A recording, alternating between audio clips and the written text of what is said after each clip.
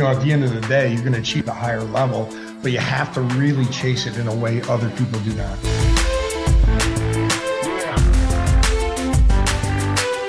Welcome, everyone, to the Driving Vision podcast brought to you by the Zeigler Auto Group. And here with me, Auto Group Director of Talent Development, Mike Van Ryn. Welcome, Mike. Hey, thanks, Sam. Be sure to subscribe to the podcast, like it if you do, and leave a comment.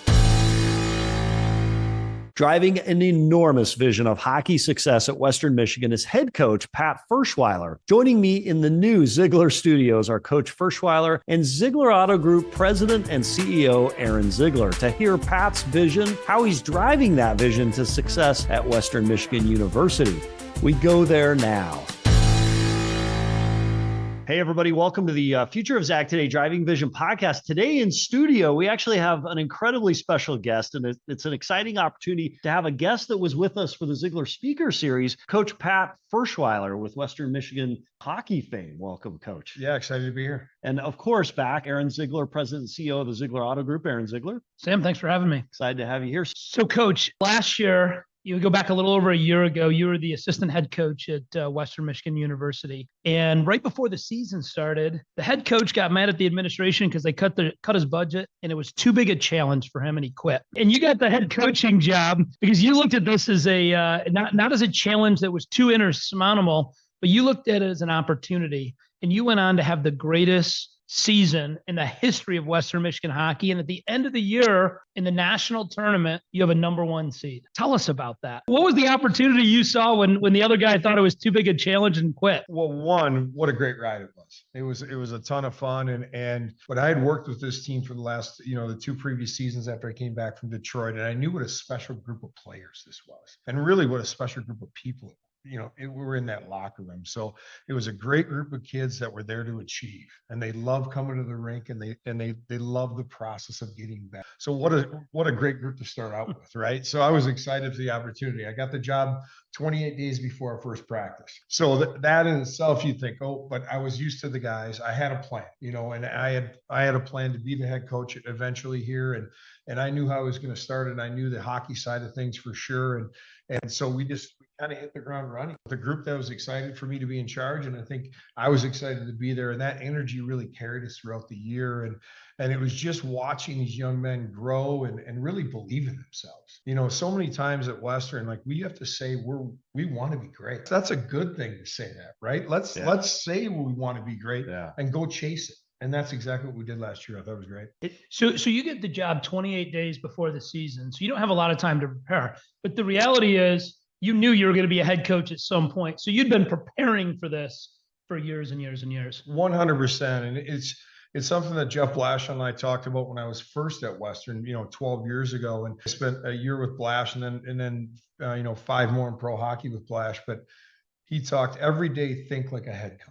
Every day, prepare like you're the head coach, and to make sure that, because he had planned for me to be a head coach at some point as well, and plan on that every day. Be ready to lead your own team. What would you do in these situations? So, credit to him to challenge me to be ready in all those situations, and it really helped me last year. Yeah, that's awesome. So in our organization, we have something called Zeigler University, and it's our development program. And we're trying to do the same thing that you're talking about, and that is develop a future generation of leaders. Yeah. And everybody can be a leader in a organization. And then when they get the opportunity, they're ready because they prepared for that position. It's amazing. When you came and spoke to us, you showed us a video that reflects your passion.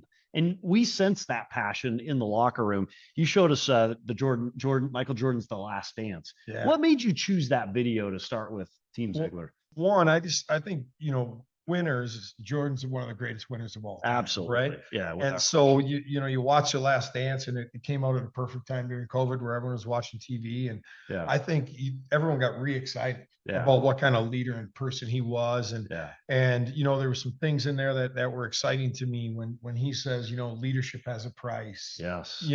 Winning has a price. These kind of things to me make sense. And there is a price to be paid for these things. You have to do things that others aren't willing to do to achieve more than they can achieve.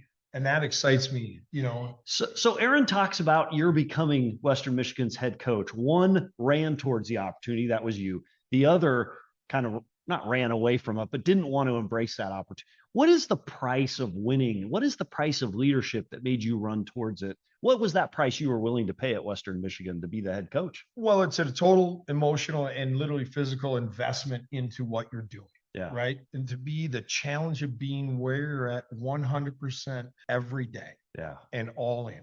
And I think, I was all in. We brought I was lucky enough to hire a great assistant coach, one of my best friends in the world, Jason Herder, who's been grossly successful in college hockey, maybe one of the best recruiters in college hockey. So we got our staff on board, we get the right people on board, and then we just go for it, and we're all in every day. Aaron Zeigler talks about this a lot. Yeah. Not only be all in, be present, but run towards your goal with a passion that's unknown in any industry. And to Aaron's point, our Zeigler University reflects that. Why is that so hard in business and sports to be present, to have a clear goal and to run towards that goal? Why is that a challenge today? Well, I think it's a challenge. There's so many distractions in life, and whether they call them distractions or not, they're it's life going on, right? You have family, you have children, we have different things to do. It's not an either or though, is it? It doesn't have to be. I No. think you can choose great. And while I'm at the rink, I am at the rink 100% there and invested in that. And then when I'm at home, I'm 100% invested in the family as well. So I think it is not either or. And I think some people get lost in that and they lose their vision of what it is, but you can really do everything well. Aaron, what's your philosophy on that in business? It is, I think, a lot harder to stay focused these days. It is. And you have to keep your eye on the ball. And when you set a goal, you've also got to set a time limit, because otherwise it's something that you can kind of keep kicking the can down the road. Yes. So you have a goal, you have a time limit, and then you got to figure out what you've got to do to achieve. And you got to ask yourself, hey, what am I willing to sacrifice for my goal? Because there's going to be sacrifices to be great. Yeah. So Coach, one question I got. I love going to Western Michigan hockey games because you walk in the arena and the energy in there is incredible. I think you guys got voted the #1 student fan base in America. They call them the Lawson Lunatics. So it's Lawson Ice Arena, the Lawson Lunatics. And how have you created that type of excitement, that type of an environment in hockey? Well, it's so exciting, and you're right. They are the #1 student section in college hockey, and the excitement and the energy that is infused into our team and into the building gives us a tremendous home ice advantage for sure. I think our success for sure, our communication with the students, we embrace those students. We know that they're a very important part of us winning so much at home. So certainly that's a big part of it, and they just drive us forward. One of the things I love is when you guys score a goal on the other goalie, the students talk to them. They have this chant. And they tell me let the whole team down out there. So I love when we hear you let the whole team down. That gets in their head, right? Ultimate accountability. Yes. Yeah, that's awesome. That's awesome.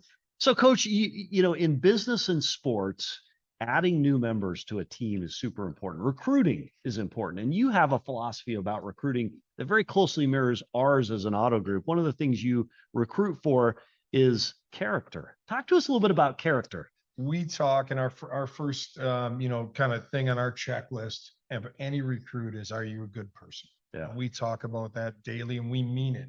We've before we ever recruit a person, we'll talk to everyone in hockey that has touched his life that we know, what is he about? Is he a good person? What is a good person? Someone that does it right. Yeah. That cares. Yeah. And that loves hockey. And you say, well, everybody loves their sport they play. That is not true. Yeah. A lot of people like the sport they play, and a lot of people play it because they're good at it. We want people that love it and people that have inner drive.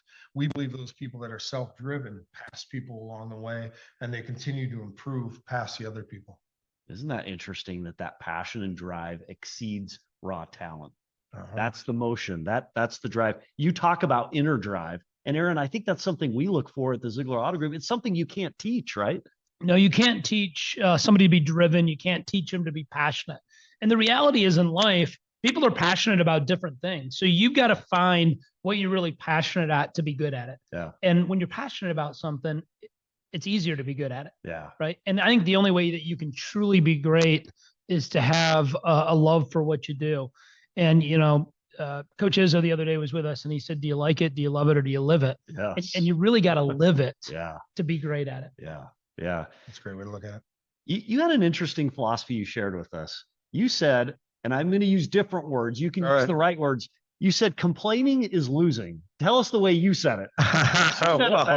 I don't know if I said bitching equals losing. Yeah. It always has. What do you and mean by it that? always will. So, I mean, we're given lots. Yeah. And especially our players. Our players, they're healthy. They're Division I athletes. They're at a world-class university. They're given lots of opportunity to succeed. Yeah. So let's focus on that. Yeah. Right. And then the other part of that is, you're not allowed to listen to your teammate complain. I love this part, don't you, Aaron? Like that takes them right off the hook. Yeah. And in fact, if I'm a teammate and I'm hearing this, you say I have a responsibility. What's that responsibility? Yeah, to shut it down, to send them to the person who can affect change. And that's the leadership. That's me and my coaches. So come, if you have a concern or a thought that you're unhappy with or you're unclear about, come and talk to the coaches. We're the people that can affect change. Your teammate cannot. So you guys be in that locker room, you're together, you're a unit, you're a team, and anything concern or complaint, our door's wide open. Come on in and talk to us. Yeah, in business, sports, and elsewhere, I imagine there can be these huddles of negativity, and they grow as quickly as the contagion of passion and excitement, right? They can. And it's got to be a challenge to figure out in any moment who can affect that change. In your world, it's the coach. Aaron, what's our philosophy at the Zeigler Auto Group? Who can affect change? If I'm around a salesperson or a technician or a lot porter that's complaining, how do I know where to take that energy? Well, I think everybody can affect change, and I think everybody has to affect change. And I agree with Coach's philosophy here that you don't want to sit around and listen to somebody else complain and bitch. Yeah, you got to tell them, hey, you got to fix it. If you have an issue, you got to go to the person that can fix it. You got to communicate directly with them. It doesn't do you any good to go to somebody that can't fix it. It just brings everybody else down. And that's all of a sudden, culture will start to crumble and you'll get cracks in it. And the culture is the foundation that a company or a team is. Last year, Coach, we talked about you having one of the best teams in the country, #1 seed in the NCAA tournament. You lose a bunch of guys this year to the NHL. So the media comes out and says it's going to be a rebuilding year, but you don't accept that. And, last Friday night, you're on the road. You beat the fourth ranked team in the nation. You have, again, one of the top ranked teams in the country. How do you come back? You lose a bunch of guys. And how do you all of a sudden, come back and start winning again at a very high level? Well, we started with all our returning players really investing in success over the summer. They all got better. They all got stronger. They all got faster. They saw the success last year and that our seniors and our other players had, and they knew the model was correct, right? The developmental model, but they had to invest it all in. And so also they're stronger, they're faster. They're our leaders immediately coming back. We were able to secure some transfers that helped us as well. But really, the culture is there. And we have great leadership again this year. A kid named Jason Poland was on the team last year. He's been a tremendous player for 4 years. And I think that, just that setting that standard that they set every day from our leaders on down has really helped us, start well this season. That standard is such an important part of success, isn't it? And if there's a belief level at the leadership level, that transfers to the troops. And then everything becomes possible, Aaron, right? Yeah. It was interesting. I was at a game the other night and you guys were up by 2 goals at the end of the game. The other team pulls their goalie. So no goalie in the net.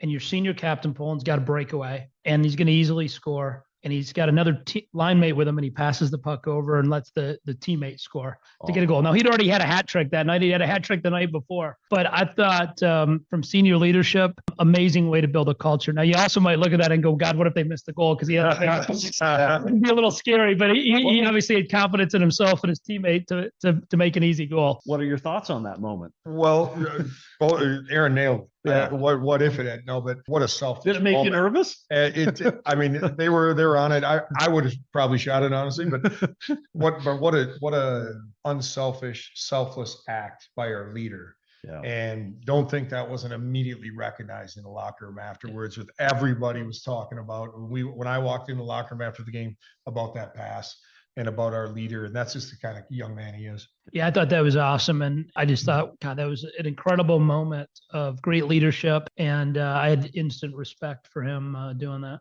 When you talk about developing a high performance team, a winning team, there were 2 other things that I just thought were really neat from your time with us. Number one, it echoes something Coach Izzo said to us. In this day of it being so tough to be present, you talk about talking to every player daily, which is tough. And in NCAA sports, it doesn't happen a lot. Talk to us about your philosophy behind that. Well, yeah, no, it isn't easy, but I think it's so necessary for success. And again, it's not just myself, it's our coaching staff. We're trying to touch every player every day in some way and let them know that we truly are invested in them as people. Yeah. And I think once they know that and they feel, they're going to give you everything they have as well, and their teammates everything they have. It's part of building that culture for sure. And you know where they are. You know how to supplement. You know how to pull back. You know how to make adjustments. So the other thing that you said, you recruit for competitiveness, right? And you can't teach competition. You've got it or not in a lot of cases. And you said greatness has a little slice of crazy. And when you said it, Aaron, don't you remember?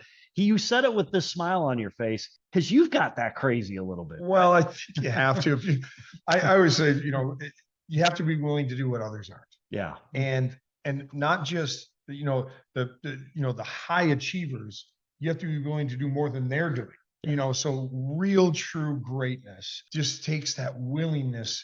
And, I always thought a little slice of crazy because people will say, well, he's crazy because he works so hard. He crazy does us. I think those are called, winners. Yeah. At the end of the day, you're going to achieve a higher level, but you have to really chase it in a way other people do not. How do you embrace a little bit of that crazy? Because I see that every now and again. Some of the best performers take pot shots from the peanut gallery for that crazy. Hey, why are you willing to do this? Why are you willing to do that? In fact, you shared an example of a workout session where you went and saw one of your players working out. You could have easily turned around and left the locker room after a late night plane ride, or the gym after the late night plane ride. Instead, you actually went in and didn't compete with them. No, but you would not concede. Tell us that. Well, yeah, I could go through the whole thing, but it was one time in Detroit, and it was an elite player in Detroit for sure.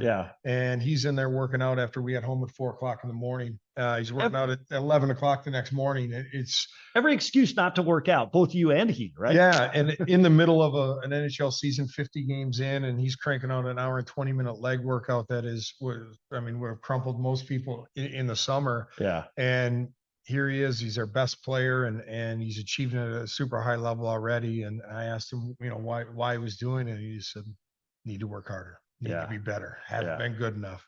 And that's what greatness looks like. You're never satisfied, right? And you're always willing to do more. You know what the secret sauce is. Yeah. It's literally work harder. Yeah. I heard there was something on social media, Kobe Bryant talking about his workout schedule and how he managed to actually fit in 2 additional sessions by waking up at 4:00 in the morning. And he talks about how the power of time, not only does it work in money and investing, it works in our personal growth and development, Aaron, doesn't it? And that's why we've given Team Zeigler, so many opportunities to grow and develop. If you'll spend those hours every day, they multiply in a way it's tough to ever catch up on. Yeah, it's interesting because we've got our development program. And if you look at it like on the sales side, when we first brought that out, our top sales guys, well, I'm already the top sales guy. Why do I need to do that? It's because we're going to make you better. So it used to be, the top sales guy would sell 30 cars a month. Now it's 75 a month. Yeah. That bar has risen out there because the best are constantly making themselves better. Yeah. And it's just like in sports, the best are the best because they're willing to do things that others aren't. They've got that work ethic and they're willing to put the time in and they're willing to stay focused on their goals. And if you're willing to do that, that's what it takes to be successful. You talk about that commitment. And it's exciting and it's inspiring. You said, be the best player every day. We believe that at Zeigler. How talk to us about that within the Western Michigan hockey program. Well, certainly there's a challenge of our leadership group, and every team knows who their best players are. Yeah. It's not a secret. They're slotted in there. Those guys have to perform and set that standard. And once they set it, now everyone else has to set their standard as well and try to live up to that standard. So, and we think a team is best when it's player driven and player centric. So we coach hard early in the season, and then slowly as the season goes on, we pass it to the leadership group, and the leadership group is now in charge of the team as much as we are. Yeah. So a question that we typically ask in the beginning, we'll ask here towards the end. What is your vision for the Western Michigan hockey program? I think sustained greatness, and Western throughout our history has had lots of good years and some very, very good years.